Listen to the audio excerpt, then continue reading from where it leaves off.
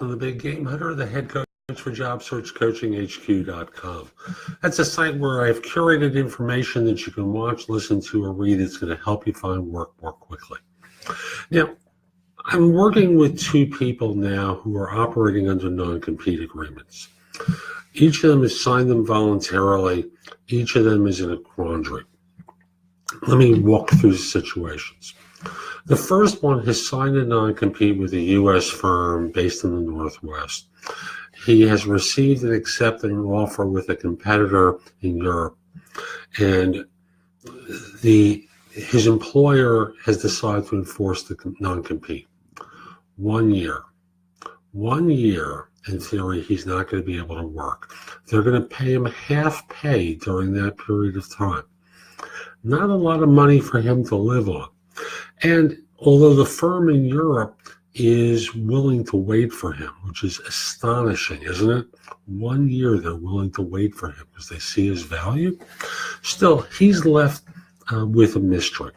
And the mystery is, does he have to sue? Is there a way that he can negotiate his way out of this and reduce the 1 year to, let's say, 6 months? After all, his new role has nothing to do with his old role.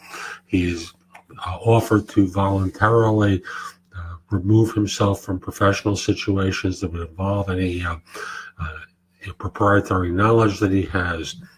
Amazing, isn't it? And it leaves him with a mystery. The second individual is in the Northeast. He too has signed a 1 year non-compete. And he's in a situation where he works for a small private firm and is kind of negotiating his way through his choices at this point, or I should say, what he's interested in. He's at the beginning of the search. And in fact, what he's eliminated from his choices with this agreement is that he can't go to work for a similarly industried firm. And that removes a sizable number of his choices as well. Now, I raise this as a subject because the second individual, the one with, I just finished outlining that one.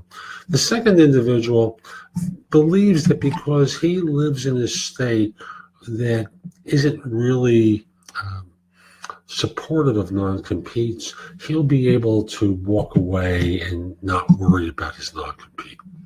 The issue isn't whether someone can or can't. It's the issue of the mystery until you face it, and how that will impact you and how that will impact the next employer and your relationship with them. I'm telling you, you have no leverage greater than before you sign that non-compete, because the firm wants you. Tell them very simply you're not going to sign a non-compete. And if they don't like it, that's fine. There are other firms that are very prepared to hire you and will. Matter of fact, I have 2 other offers right now. But if you really want me, get rid of it. It's really that simple.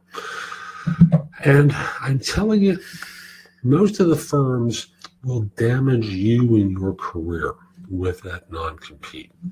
Now, I'm not talking about a situation where you're selling your business and you are agreeing that for a period of 1 year, for example, you will not compete with the buyer in a competing business. I'm not addressing that situation. I'm addressing you as an employee, not putting yourself in the position where there's something hanging out in the wind that can damage you, that can cause you to lose opportunities. As the risk, there's no risk with the first person, but I'll tell you, he's been agonizing for weeks now with that non-compete. So avoid them. Negotiate it before you join. Negotiate its removal, negotiate a reduction in time, an increase in awards to you during the time of your non-compete. Negotiate everything at that point, because, like I said, you have no greater leverage than that. Hope you found this helpful, and if you're interested in my coaching you, doing it one-on-one, visit thebiggamehunter.us. On the top, there are tabs that you can use that will allow you to book time, I should say pay for time, and we'll schedule time to start working with one another. Hope you have a great day. Take care.